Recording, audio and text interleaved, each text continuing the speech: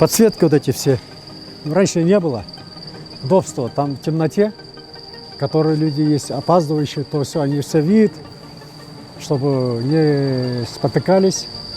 Удобство для этого. Везде номера будут. Какой ряд, какое место, все будет сейчас устанавливать, все будет видно, горящие они, тем более светящие эти. Очень удобно было сделано вот это все.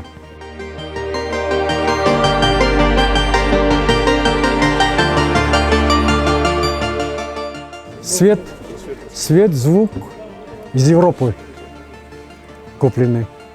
Вот, самые мощные вот эти аппаратура, звука, дым, темный дым, который вот эти нам дают. Всякие вот эти все светодиодные установки, все привезены с Европы.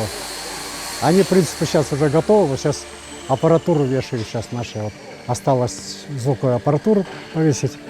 Вот. На сегодняшний день, чтобы не запылился, они в целлофанах, они все это самое. В принципе, зал готов, кроме манежа. На манеж будет сейчас резину ложить, и все, на этом считать уже зал готов полностью.